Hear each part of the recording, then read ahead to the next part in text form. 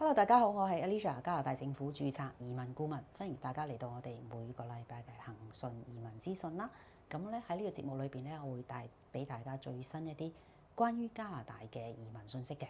咁個禮拜咧就講下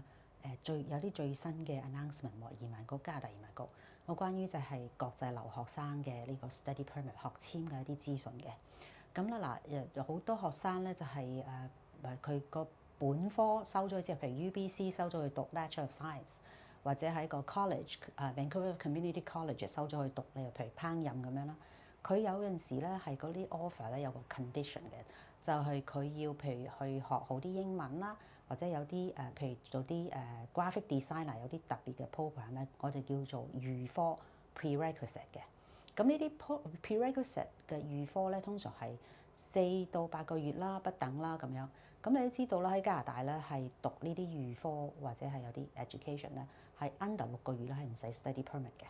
咁而家咧，以前咧就你讀預科咧，咁我哋都會提議去申請 study permit 啦。咁個 study permit 咧就喺預科嗰個課程再個時間再加1年嘅。咁而家最新嘅情況咧就係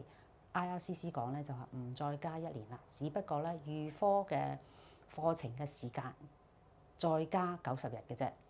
咁就舉例啦，如果有一個學生去入咗 UBC 一個 Bachelor of Science 嘅 program 啦，咁 UBC 話俾佢聽，你考好啲英文喎，你啲 ESL English as a Second Language 4個月你要讀啦咁樣。咁以往咧就我哋申請呢個 study permit 咧就會四個月嘅課程啦，再加1年嘅，即係16個月啦，1年半啦。咁佢讀完咗之後咧就會繼續個本科嘅。咁但係而家嘅新例咧就係佢嗰個 ESL program 咧4個月再加3個月嘅啫，即係7個月。換言之，個 program 之後咧，佢即刻要申請呢個 study permit 㗎啦，咁樣。咁但係佢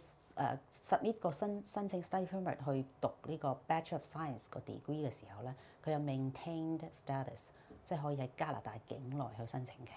咁你就問佢，如果佢唔想申請 study permit 4個月啫嘛，可唔可以用我哋香港特區護照入去再讀咧都得嘅？但係咧，佢讀完咗呢個 program 之後咧，就唔可以喺加拿大境內申請佢本科嘅 study permit 嘅，要離開加拿大再申請過嘅咁樣。咁如果你關於呢啲新嘅政策有啲咩特別嘅問題請你 PM 我哋啦，我哋會好樂意同你去解釋嘅。如果你親戚朋友都想聽嘅，歡迎你同佢哋 share。下次再見，拜拜。